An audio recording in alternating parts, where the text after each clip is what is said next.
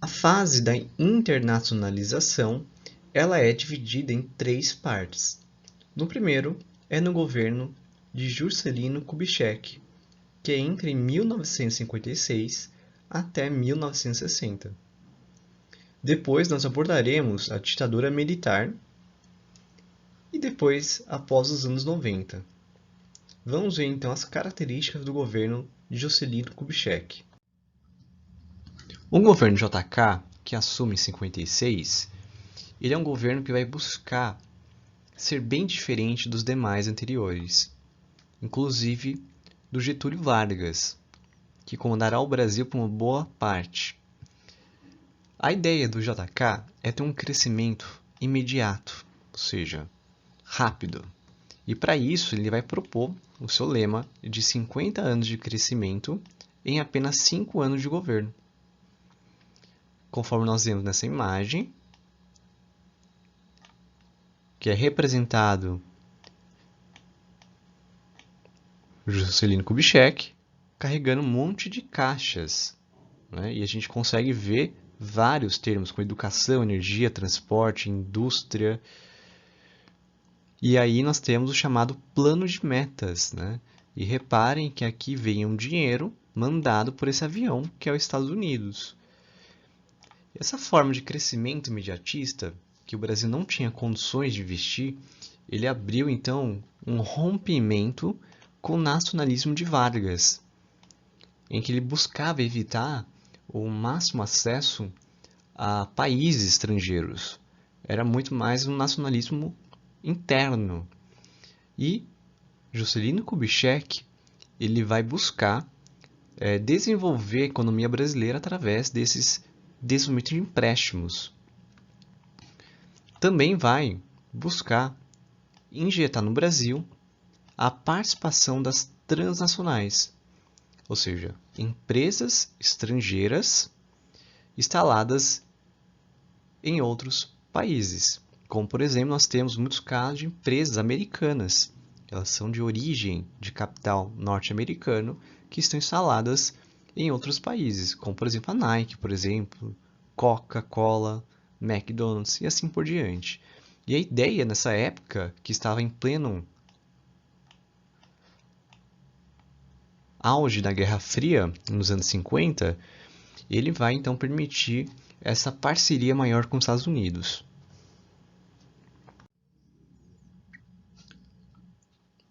O plano de metas, conforme nós vimos, ele foi uma forma de investir em infraestrutura no Brasil, sendo aqui então 5 áreas de foco desse investimento, como energia, transporte, indústria, educação e alimentação.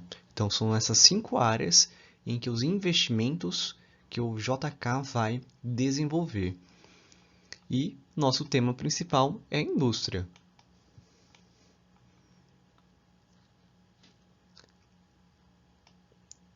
O JK vai buscar fazer uma integração econômica e territorial. Lembrando que o Brasil ele era muito um arquipélago, ele era muito separado. E uma dessas formas de integrar a economia era justamente criando, então, uma super tendência de desenvolvimento regional. Assim como uma consequência dessa integração econômica territorial era mudar a nossa capital. Era substituir então a capital nossa, que era no Rio de Janeiro, e mudar para a região mais ao centro-oeste, né, do Brasil, mais ao centro do Brasil. E com isso, então, faria uma grande mudança. Há muitas pessoas que falam, né, que a ideia do JK era realmente favorecer a sua região onde ele morava, né, que era em torno dessa região. E era por isso que ele objetivava tanto mudar a capital do Brasil. Né? Lembrando que o Brasil, ele então tem 3 capitais ao todo na história. Uma era em Salvador, na Bahia. A segunda foi no Rio de Janeiro, que veio justamente com a vinda da família real. E terceiro agora será, então, Brasília. E a construção de Brasília, ela é muito importante para entendermos qual que era o objetivo desse governo. Ele fez então essa construção e ele entregou no final apenas seu governo. Mas ele fez com um grande incentivo em uma região que não havia, digamos, grandes cidades, não havia um desenvolvimento na região. Então não havia nada. Tanto é que é muito importante destacar essa construção de Brasília, pois ela é um fator muito importante.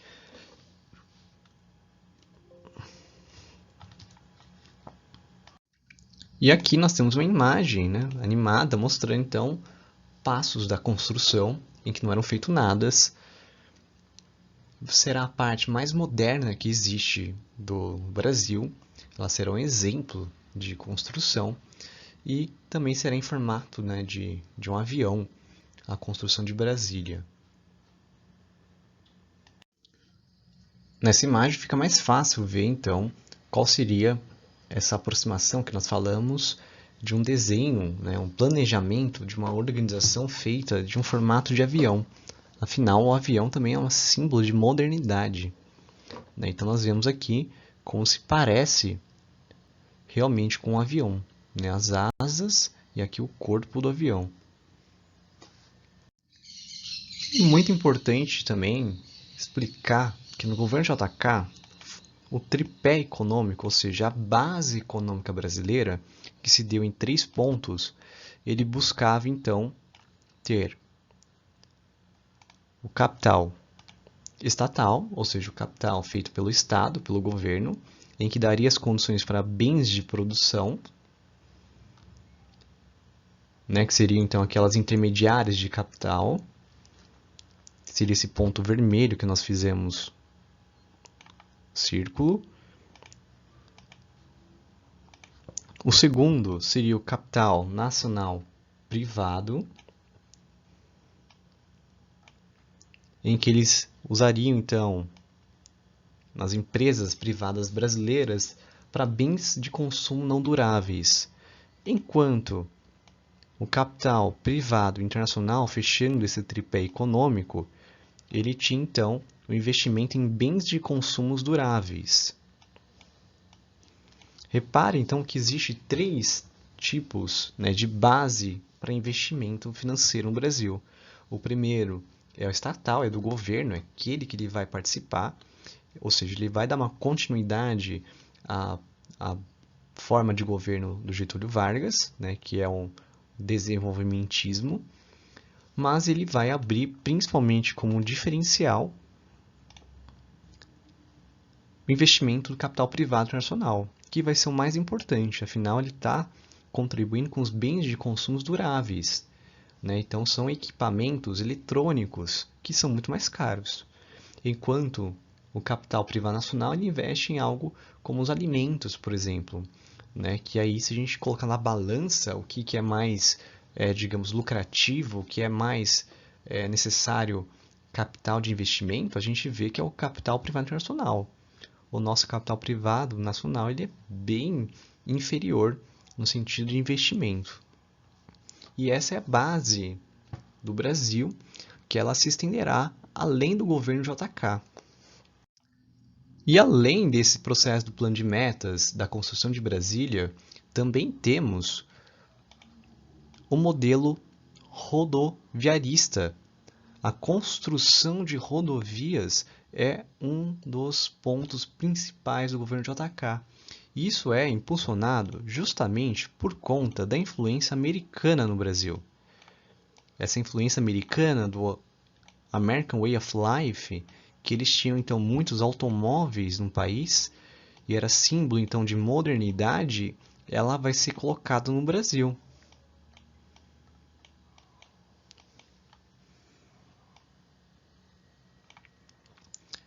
O automobilismo, então, é sinônimo de modernidade. E aí, temos aqui as principais estradas da meta rodoviária e o Juscelino Kubitschek fazendo uma exposição mostrando onde faríamos a construção. E através desse investimento em rodovias, o Brasil começa a diminuir o seu investimento nas ferrovias.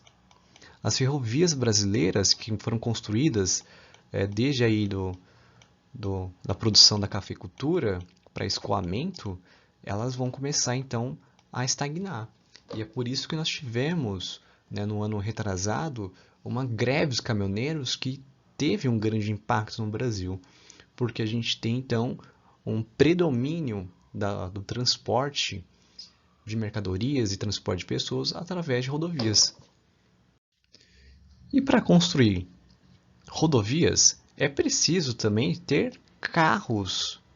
E o Brasil, então, para investir no desenvolvimento de carros, de uma indústria automobilística, foi então feito um investimento da região industrial automotiva, em que no Brasil nós não teremos a tecnologia para criar carros, para desenvolvê-las, nós seremos mais as montadoras de automóveis. Então, esses carros vêm de vários países e justamente é uma forma de acabar barateando também a produção, né? E essa região é justamente o ABCD, como nós chamamos, né? Temos aí a região de Santo André, conforme nós vemos aqui. Temos São Bernardo do Campo, São Caetano e Diadema, né? Que ela também vai ser incluída como uma região com influência desse processo. Então, nós temos Santo André, São Bernardo, São Caetano e Diadema, que estão aqui no mapa, né?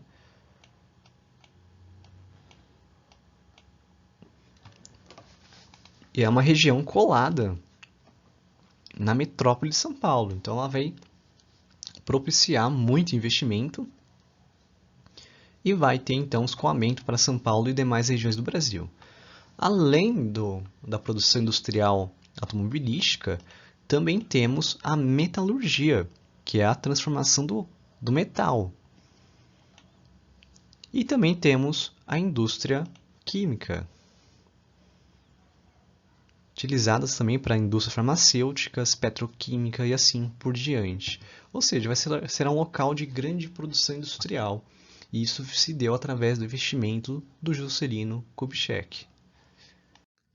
Além da região da ABCD, nós temos também a Sudene, que vai ser criada em 1959 e ela significa Superintendência do Desenvolvimento do Nordeste.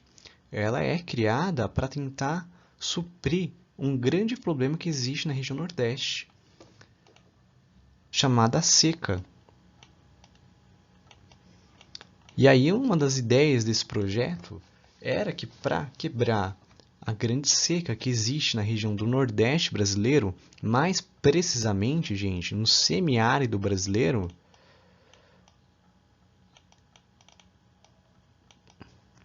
era então investir em um desenvolvimento industrial, pois havia um grande problema, conforme nós já vimos, a região do sertão, do semiárido brasileiro, onde há essa seca, que são nessas regiões bem no interior desses locais aqui, acaba tendo grande emigração na região, um grande deslocamento de pessoas da região do Nordeste indo para outros estados, como a gente viu na região Sudeste e também na região Norte do Brasil. Dessa forma, então, havia então um grande deslocamento de pessoas. E para tentar conter esse deslocamento, essa pobreza na região do Nordeste, eles buscaram então desenvolver a Sudene para dar incentivos fiscais para as indústrias. Ou seja, você é uma indústria e quer se desenvolver no Nordeste, você vai pagar menos impostos, você vai ter terras mais baratas. Isso é uma forma do incentivo do Estado para que consiga, então, gerar as indústrias na região do Nordeste. E a Sudene existe até hoje, né? E reparem que ela vai além da região do Nordeste. Ela pega, por exemplo, além dos estados do Nordeste, ela pega Minas Gerais, uma parte dela, e uma parte Espírito Santo.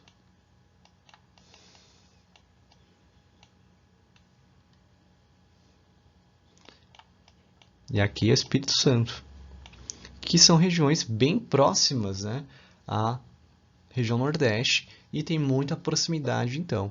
E até hoje a Sudene existe. E, ironia do destino, Juscelino Kubitschek, que tanto defendeu a modernização do Brasil com o transporte automobilístico, ele morreu num acidente de carro. E há muitos mistérios relacionados à morte dele. Alguns dizem que foi a própria ditadura militar que acabou matando ela para acabar impedindo que ele conseguisse reaparecer. Afinal, ele morreu em 1976, no dia 22 de agosto.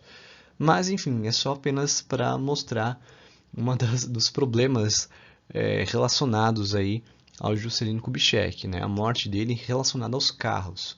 Ironia do destino. E quais são as consequências do governo JK? Bom, o Brasil teve um aumento do PIB, ou seja, do Produto Interno Bruto. Ele gerou uma maior diversidade de produtos no Brasil, né, por conta desse investimento estrangeiro. Ele gerou muitos empregos, como a construção de Brasília.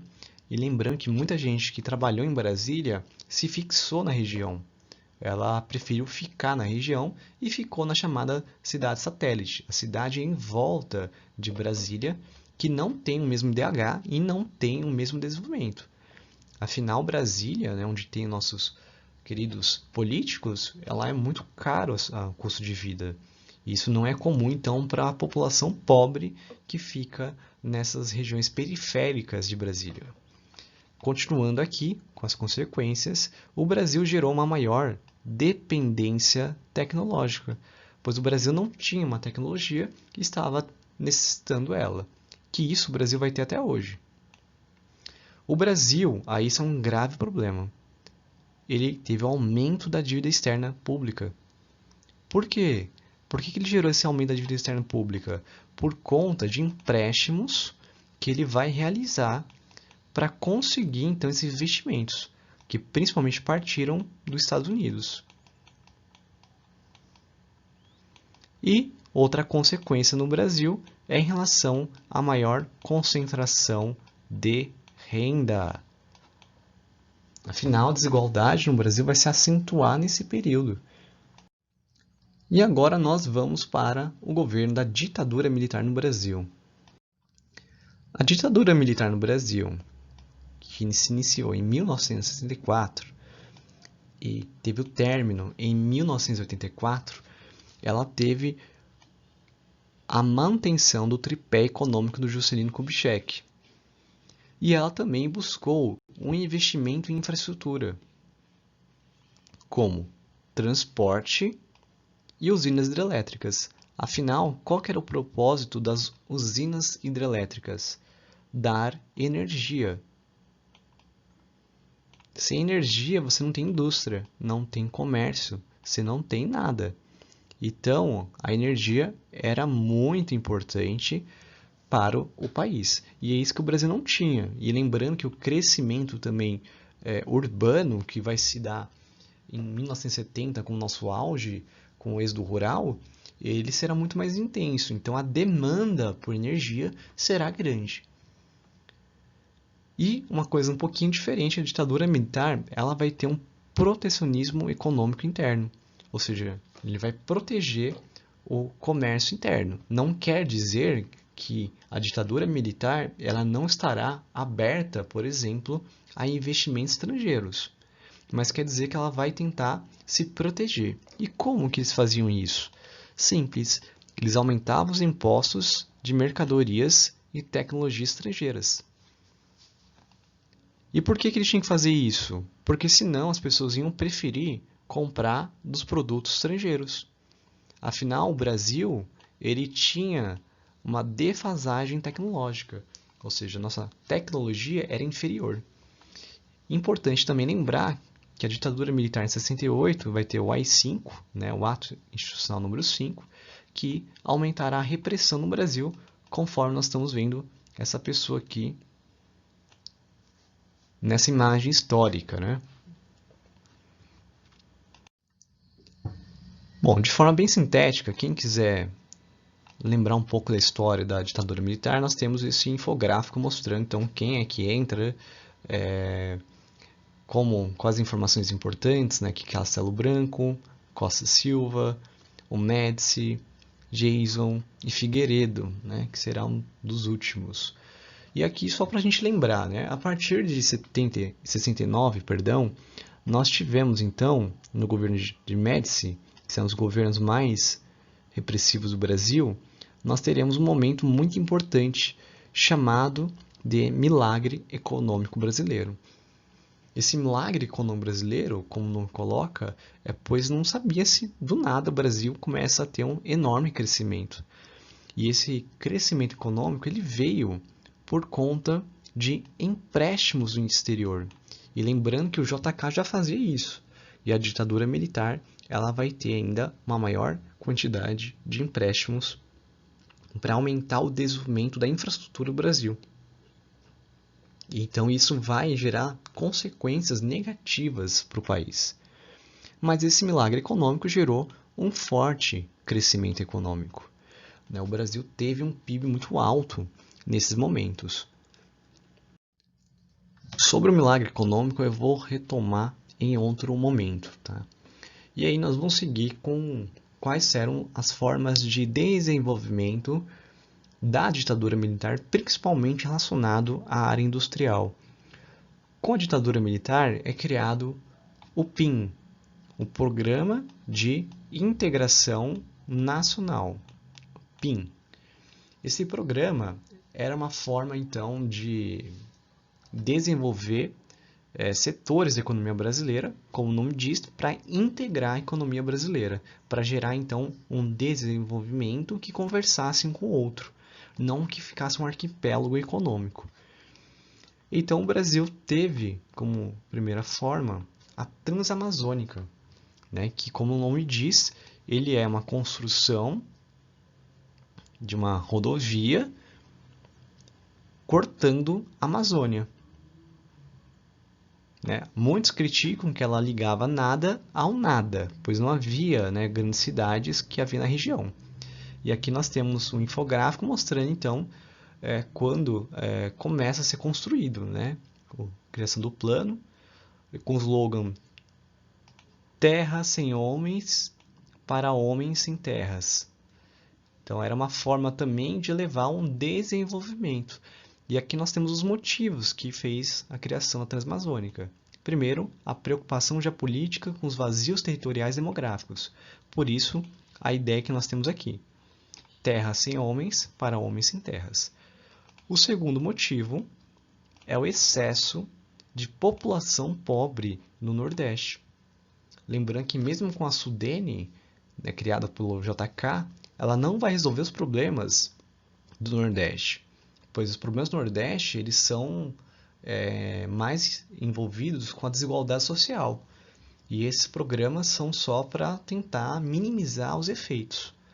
Isso ainda então não gerou nenhum efeito positivo para a população do Nordeste.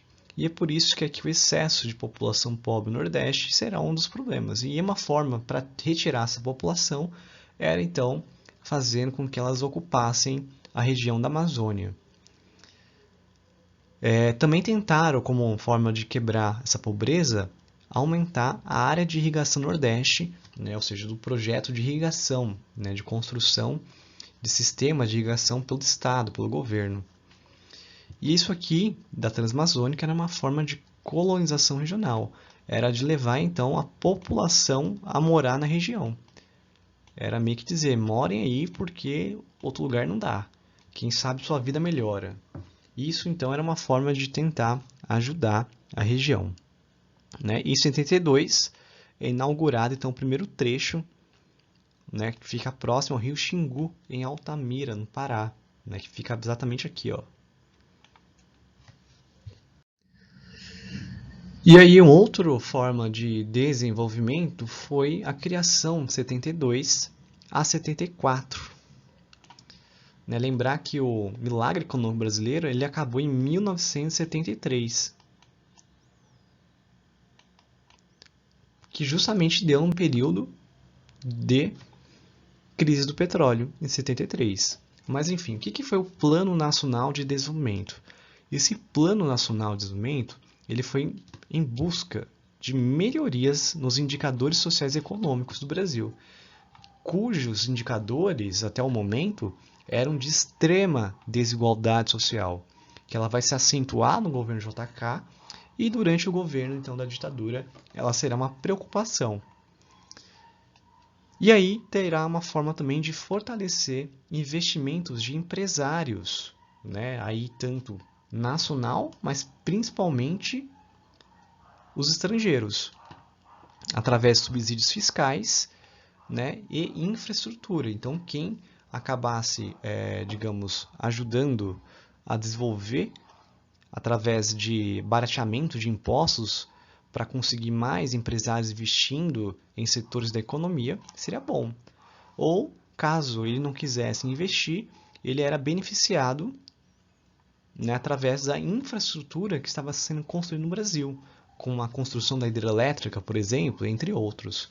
Ou como nós vamos falar agora, do Carajás, né, que foi criado esse projeto Grande Carajás entre 70 e 80, que foi um projeto de construção da hidrelétrica Tucuruí, do porto de Itaqui e da estrada de ferro Carajás. Então, o projeto Grande Carajás ele é feito através de três coisas. Primeiro, a hidrelétrica, que é para gerar energia para esses locais de mineração. Segundo, o porto de Itaqui, que ele vai escoar a produção, cujo porto de Itaqui ele fica em São Luís. E a estrada de ferro Carajás, né, ou seja, uma ferrovia, que ela vai ser construída então para pegar os minerais de ferro e levar até o porto aqui. Então repare que uma coisa foi ligando a outra.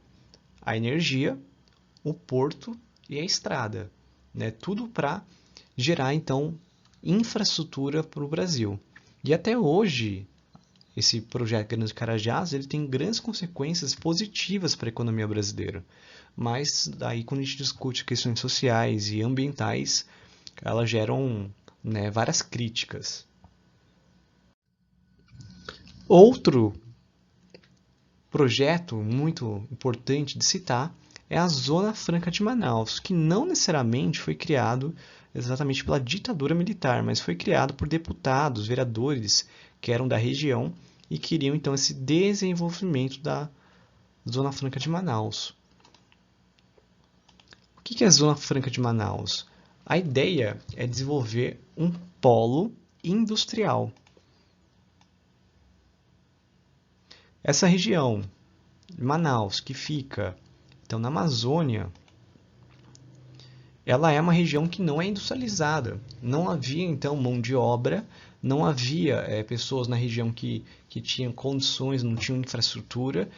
E uma das formas de tentar conseguir desenvolver a região, né, com Manaus e a região norte do Brasil, foi então fazer com que as indústrias fossem para essa região e aproveitassem a população local para mão de obra.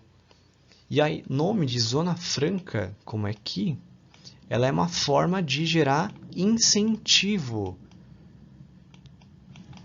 Ela dava incentivo fiscal para a região, também chamada de Porto Seco, para gerar um incentivo ao desenvolvimento industrial. Então, muitos eletrônicos, televisores, são montados nessa região. E o desenvolvimento da Zona Franca de Manaus foi tão grande, que ela se estendeu, então, além da região de Manaus, para toda a Amazônia. Entre 1975 a 1980, teve o chamado Segundo Programa Nacional de Desenvolvimento, que será um programa para tentar resolver um grande problema brasileiro, a crise econômica mundial, que ela veio por conta de 1973 com a crise do petróleo. Na imagem nós temos aqui o MDB e a Arena, que eram os dois únicos partidos que havia no Brasil durante uma parte do governo da ditadura, sendo que a Arena era o partido dos militares, o que mandava em tudo, e o MDB era o partido da oposição, embora, né, a ditadura militar ela não permitia eleições para presidente. Em 1965, teve o Pró-Álcool, um projeto de desenvolvimento do álcool. Lembrando que o Pró-Álcool ele vai vir como forma de alternativa ao uso do petróleo. Não numa ideia apenas dos problemas ambientais que tem o uso da queima, né, do petróleo, mas justamente porque os países do Oriente Médio começaram a aumentar o preço do petróleo. E com isso, então, o Brasil tenta uma alternativa ao petróleo através do desenvolvimento do álcool. Na ocasião, é através da cana-de-açúcar.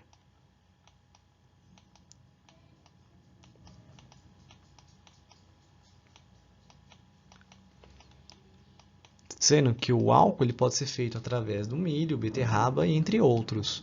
E o Brasil optou pela cana-de-açúcar, pois já era um cultivo muito conhecido do Brasil, principalmente do Brasil colonial, na região do Nordeste, nos solos de Massapês. E nesse programa o Brasil também desenvolveu o programa nuclear, né? Mas não as armas nucleares, mas sim desenvolveu a usina nuclear, que ela é de pouca utilização, né, digamos, de energia, não é aqui nem Itaipu, a hidrelétrica, e essa usina, então, é um experimento que o Brasil vai realizar para o desenvolvimento de usina nuclear. E ela será feita no Rio de Janeiro, na verdade, na região de Angra dos Reis. Entre 75 e 83, haverá a construção da usina hidrelétrica Itaipu, que justamente ela vai ser construída em uma região que era um monumento, né? Era uma região natural muito importante. Temos o jornal aqui de 82, quando vai ser inaugurado a usina hidrelétrica, dizendo então as transformações que teve em 78 e aí a construção desse local. E aqui a região onde era antes a usina, que era chamada Sete Quedas, e aqui como hoje é a usina hidrelétrica, que ela é muito importante para a nossa região, pois é a que gera a nossa energia. E lembrando que a usina hidrelétrica Itaipu, ela é binacional, ela é do Brasil, que arcou com boa parte do investimento, e ela é também paraguaia. Afinal, a energia também chega a eles também. E aí existe, né, uma quantidade que a gente cobra, né, pela essa quantidade de energia. E existe então essa parceria entre Brasil e Paraguai que foi muito importante para o desenvolvimento brasileiro da energia. E nos anos 80, nós tivemos a chamada década perdida, pois houve nesse processo grandes problemas. Quais? Crise econômica, endividamento, recessão e hiperinflação. Esses problemas, então, são consequências dessa política econômica da ditadura militar, que, por um lado, teve um milagre econômico, por outro, teve um grande problema relacionado a essa dependência do mercado externo. Assim como os empréstimos que o Brasil fazia aumentou a dívida externa pública, causando esse endividamento que nós temos. E aí o processo de recessão foi tão grande no Brasil que gerou grandes consequências. E uma delas foi a hiperinflação, quando os preços tiveram então um grande aumento.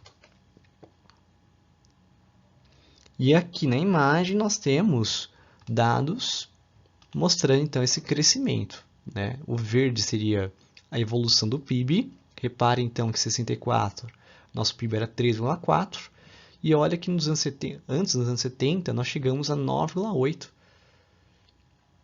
E depois nós tivemos 14, né, que foi nosso auge.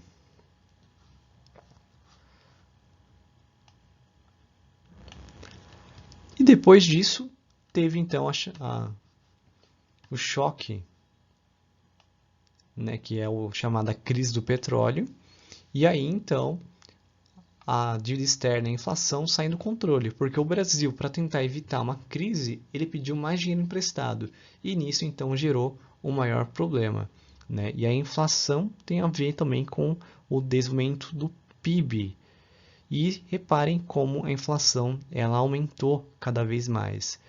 E vejam que nos anos 80, olha quanto de inflação aumentou, né? Então vejam como é um problema que isso vai gerar. E o Brasil, até nos anos 90, no início dos anos 90, tentará resolver esse problema da hiperinflação que ocorreu.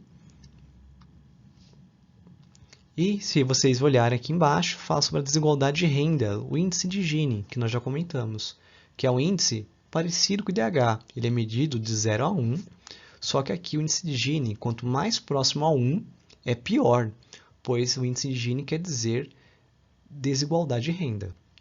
Então, quanto maior for o índice de Gini, mais igual é o país. E observem que nos anos 60 estavam 0,535, depois para 0,581 na década de 70. Depois chegamos com 0,589, ou seja, o índice de Gini só subiu. Assim como depois chegou a 0,607. E para entender a inflação, é fundamental também perceber o salário mínimo brasileiro. Que se a gente olhar nesse gráfico, quando surge um golpe militar, o salário mínimo cai.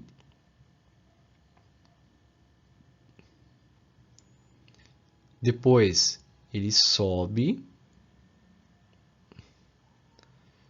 E depois ele decai, né? E repare então que durante nossa ditadura militar, nós tivemos então mais queda do que subida. E é evidente então, para uma economia que está hiperinflacionada, né, ou seja, o preço da mercadoria está mais caro para nós e o nosso salário mínimo não aumenta, isso significa um menor poder de compra. E repare que isso só vai melhorar a partir de 1990, quando tiver o plano real e houver as melhorias na nossa economia. Mas até nesse momento que nós vamos passar, nós vamos ter então grandes problemas. E olha que às vezes sobe, às vezes desce, às vezes sobe, às vezes desce, né? A montanha russa. Nesse momento, então, mostra os grandes problemas que tem relacionado ao salário mínimo. E olha essa outra imagem mostrando aqui a concentração de renda no 1% mais rico. Repare que, que durante a República Velha, a concentração, então, estava aqui a mais ou menos 20%. Depois, reparem como aumentou durante o Estado Novo e depois ela veio diminuindo durante o períodos aí de outros governos. E aí, nossa ditadura militar, reparem como sobe essa concentração de renda. Depois ela cai, sobe novamente, cai, sobe novamente, cai, sobe, e aí termina o governo da ditadura militar lá no alto, né? Que isso é ruim para a economia brasileira. Aí depois reparem como atualmente nós temos o quê? Temos a queda e depois vem subindo em alguns momentos. E a ideia é que a partir de 2015 ele suba ainda mais, né? E atualmente, em 2020, ela vem subindo essa desigualdade. Em 1984, teve as chamadas diretas já, que buscou o processo de redemocratização. Lembrando que não havia eleição direta para presidente, era escolhido praticamente pelos militares e, portanto, havia um problema democrático no Brasil. E por conta disso é feita essa campanha das diretas já, que foram as maiores campanhas que o Brasil teve, tendo milhares de pessoas participando e que levou ao processo de redemocratização, sendo primeiro eleito o Tancredo Neves, né, que não assume ao cargo, e depois nós temos o governo Sarney.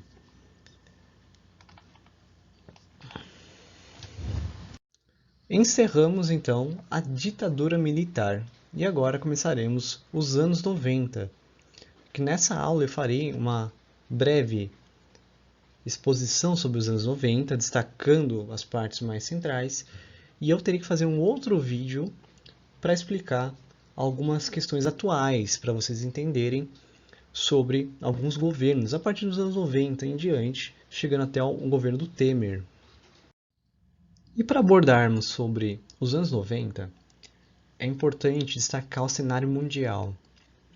Nos anos 90, cai a Guerra Fria, nós temos o fim da Guerra Fria, né, por conta de dois grandes processos. Né? Nós temos em 1989 queda do Muro de Berlim e temos em 1991 a desintegração da União Soviética. Com isso, marca-se nos anos 90 o término da Guerra Fria. E lembrando que a Guerra Fria ela era chamada de Velha Ordem Mundial. A Velha Ordem Mundial, que ela tinha uma bipolaridade entre as duas superpotências da época, os Estados Unidos e a União Soviética, que era a Rússia e mais 14 repúblicas, né? Mas tendo a Rússia como o governo central, Moscou. Nesse caso, então, a Guerra Fria ela era um mundo bipolar. Com o fim dela, surge a chamada Nova Ordem Mundial. E essa Nova Ordem Mundial ela é marcada, então, com o avanço do capitalismo para o mundo. Lembrando que antes era a bipolaridade entre capitalistas e socialistas. E com esse processo, então, começa um maior avanço da globalização, que leva, então, a maior abertura comercial, expandindo o capitalismo para outros países.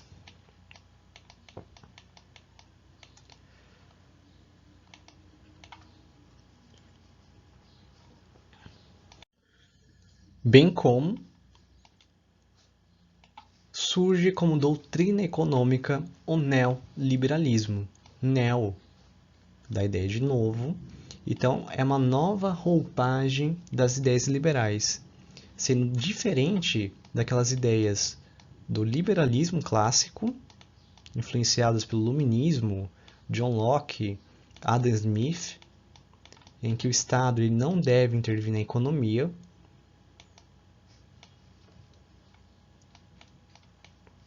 Já o neoliberalismo ele tem uma ideia de que deve ter uma participação mínima do Estado, né? Ou seja, ele não é 100% liberal como antigamente, mas agora ela é neoliberal.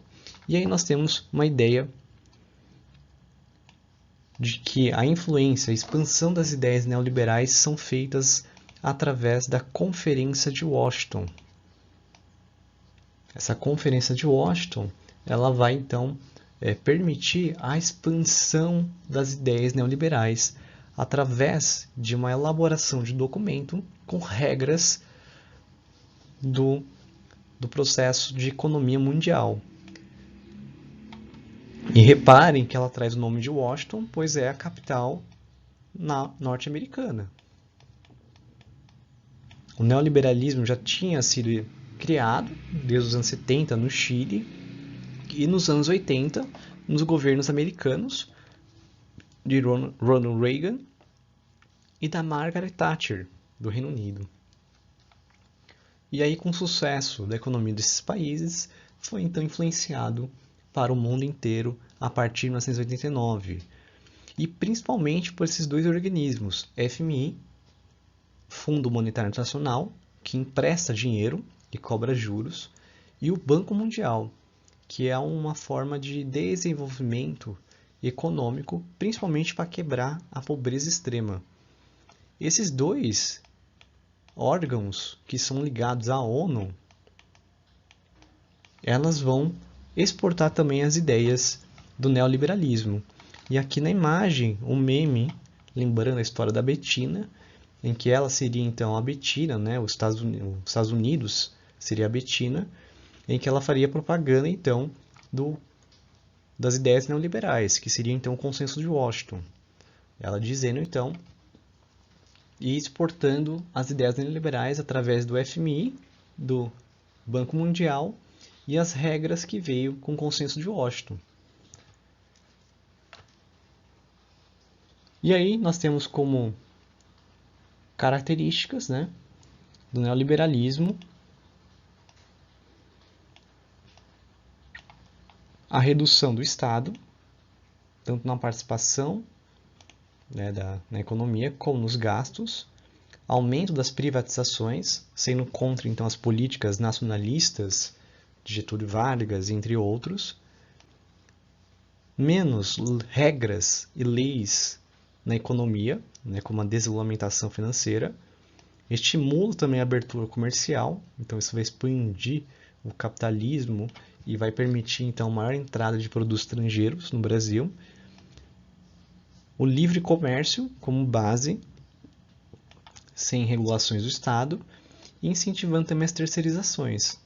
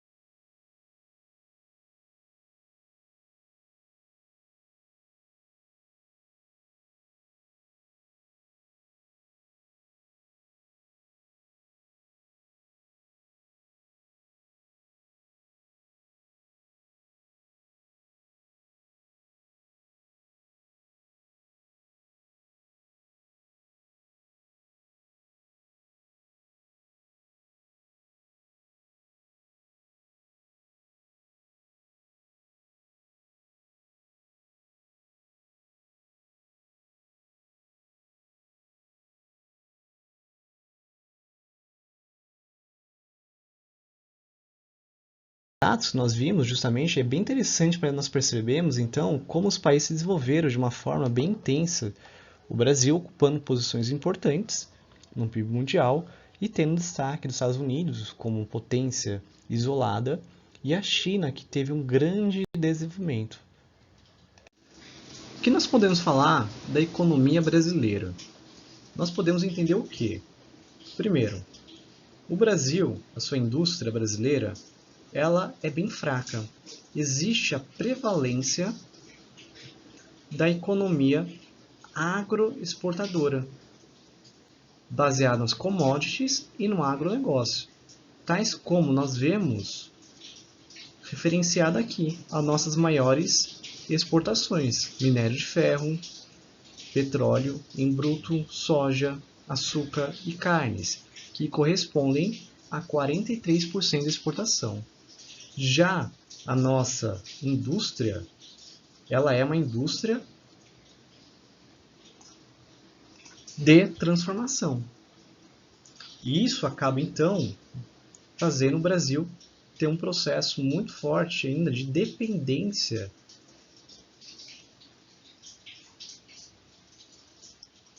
do mercado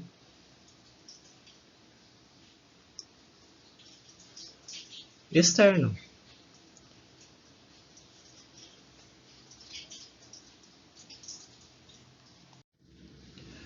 E desde 1975, o Brasil mostrava muitos problemas com nossa indústria extremamente concentrada. Observem aqui no mapa que a nossa concentração da indústria, ela se deu sobretudo em São Paulo.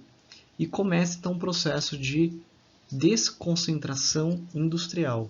Se observarmos aqui na imagem, nós temos aqui a desconcentração industrial como os principais fatores. E entre os motivos apresentados, nós temos aí terrenos caros, sindicatos fortes, mão de obra cara, congestionamento de veículos. Tudo isso fazia então a dificultar a indústria no Brasil. E uma forma então de tirar a região sul e sudeste como mais concentrada era proporcionando vantagens comparativas de pequenas e médias cidades, tendo então ampliação da infraestrutura, terrenos mais baratos, ou seja, tudo que o São Paulo ela tinha como problema, as outras regiões eram como solução. Então, através disso, nós temos então um processo muito positivo.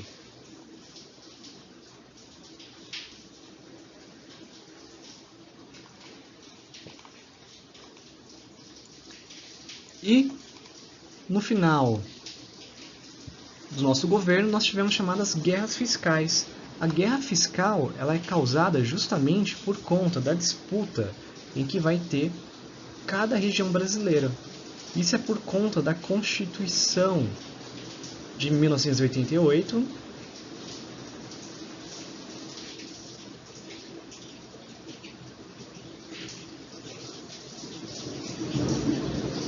que vai permitir que os municípios tenham mais autonomia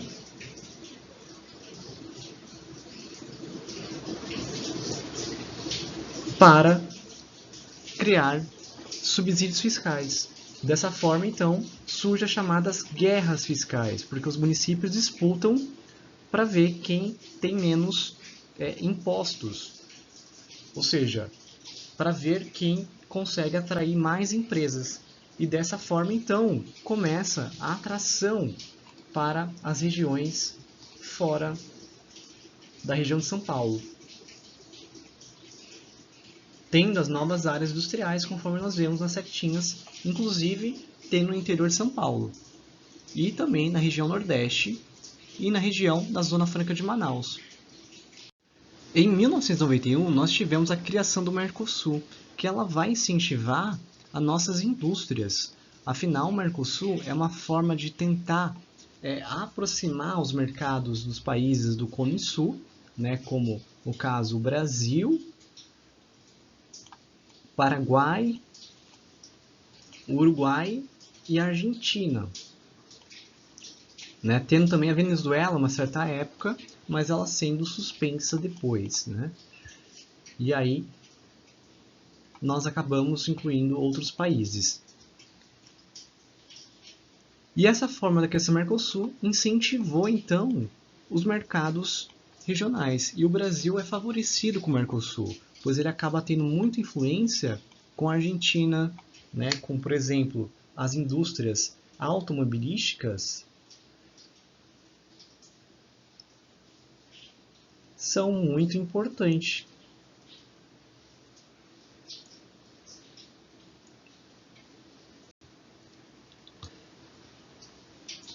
E aqui nós temos a evolução das exportações brasileiras, para mostrar para vocês a importância do agronegócio, que é essa cor vermelha que está no gráfico.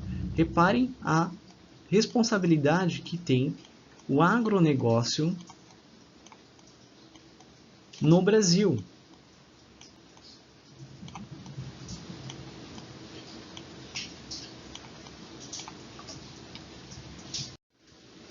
E olhem a evolução do PIB por cada governo. Né? Tendo principalmente o governo do FHC, Fernando Henrique Cardoso, um governo muito importante com um plano real que ajudou o Brasil a melhorar o PIB, mesmo tendo umas recaídas, mas tendo, portanto, uma grande participação no PIB. Né? E no governo Lula, nós percebemos aqui então que teve os auges do crescimento econômico. Isso é, obviamente, relacionado por conta das políticas que rolaram também no governo FHC. Né? Então, o crescimento do governo Lula é uma consequência do governo antecessor. E depois nós tivemos um problema relacionados, né, principalmente na época de 2008, 2009, em que houve uma crise econômica muito forte, Eu vou escrever aqui, ó. A crise de 2008, a crise do mercado imobiliário americano. Essa crise que veio nos Estados Unidos e terá um grande impacto no mundo inteiro. No Brasil, essa crise ela vai vir muito mais forte em 2015.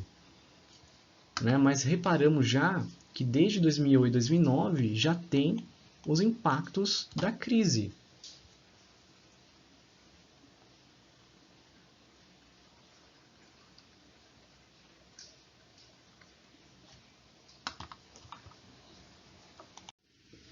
E para vocês verem como o PIB brasileiro, por setor, ou seja, setor primário, que seria a agropecuária,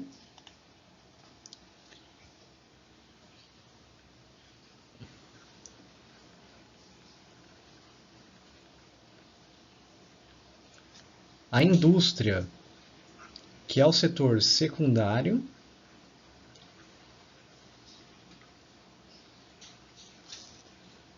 e de serviços, que é o setor terciário. Reparem como a agropecuária ela ainda tem um desenvolvimento, né, digamos, uma variação do setor bastante boa. Mas olha como a indústria ela tem uma variação maior, né? Mas é às vezes com 10 e depois para 1,6. Isso é ruim, ela não tem uma regulagem. Enquanto serviços, reparem que ela é bem limitante, vamos dizer assim. E aqui mostrando a população ativa para o setor econômico, o quanto ainda tem de porcentagem de população trabalhando nesse setor. O setor primário é o setor da agricultura que é o que menos tem quantidade de população. Isso se deve, evidente, por conta da mecanização.